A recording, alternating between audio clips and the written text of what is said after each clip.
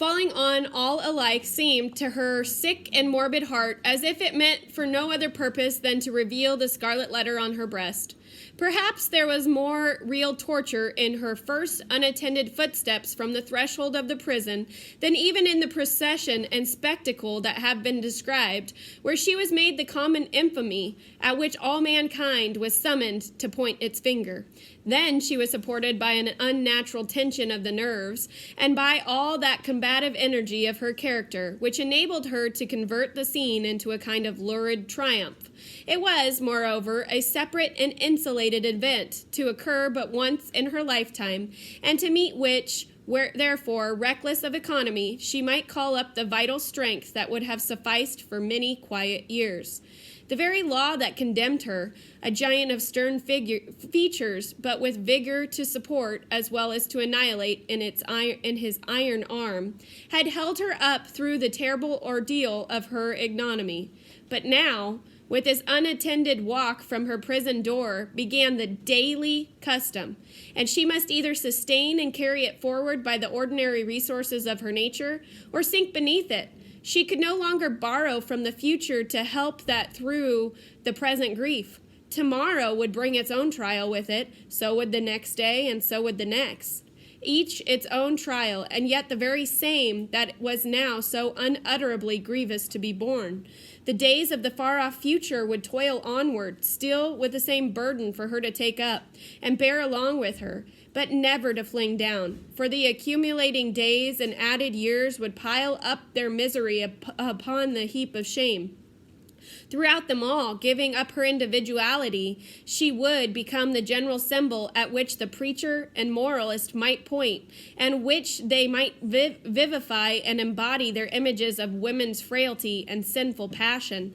Thus the young and pure would be taught to look at her, with the scarlet letter flaming on her breast, at her, the child of honorable parents, at her, the mother of a babe that would hereafter be a woman, at her who had once been innocent, as the figure, the body, the reality of sin. And over her grave, the infamy that she must carry thither would be her only monument. Okay, so she went through quite the ordeal, going up to the scaffold, enduring all of this, but she had solace in the fact that she knew that she would be out of the limelight soon, right? She'd get to go back in the prison and no one would see her, no one would point at her. She wouldn't be the symbol of sin. Walking out of the prison is almost harder because she's in the daylight. She's on her own. She has nothing to hide behind. Every day, she is going to be the symbol of sin.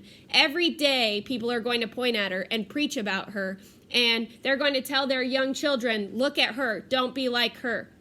Her, who grew up with honorable parents. Her, who has a baby who's a girl and growing to be a woman, is going to have to grow up with her mom being the symbol of shame and sin.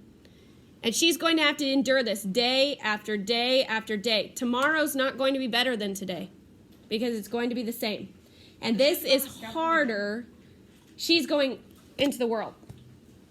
She gets out of prison? She's out of prison. And this is going to be harder than being in prison and going on the scaffold, because is there anything that's to look forward to that's going to be different? Or is every day for the rest of her life pointing at her, this is the sinful woman, don't be like her, look at that scarlet letter, there's sin, here's sin, your daughter's going to grow up with their sin, and every day in and out until I die. And then when I die, they're going to put the scarlet letter on my gravestone. So she's in a pretty bad place thinking about this, right? For rightful reasons. It may seem marvelous that, with the world before her, kept by no restrictive clause of her condemnation within the limits of the Puritan settlement, so remote and so obscure, free to return to her birthplace, or to any other European land, and there hide her character and identity under a new exterior, as completely as if emerging into another state of being, and having also the passes of the dark, inscrutable forest upon to her, where the wildness of her nature might assimilate itself with a people whose customs and life were alien from the law that had condemned her. It may seem marvelous that this woman should still call that place her home, where, and where only, she must needs be that type of shame. But there is a fatality, a feeling so irresistible and inevitable that it has the force of doom, which almost invariably compels human beings to linger around and haunt, ghost-like, the spot where some great and marked event has given the color to their lifetime, and still more irresistibly, the darker the tinge that saddens it. Her sin, her ignominy, were the roots which she had struck into the soil. It was as if a new birth, with stronger assimilations than the first, had converted the forest land, still so uncongenial to every other pilgrim and wanderer, into Hester Prynne's wild and dreary but lifelong home.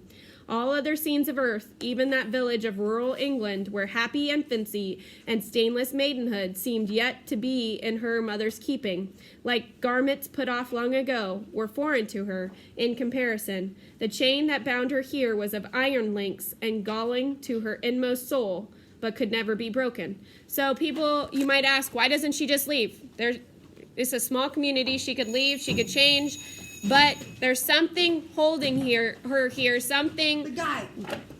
The boy. sin She loves holding her here, and something else She loves that's him. stronger She loves than Someone else. She her loves the infancy guy. happiness.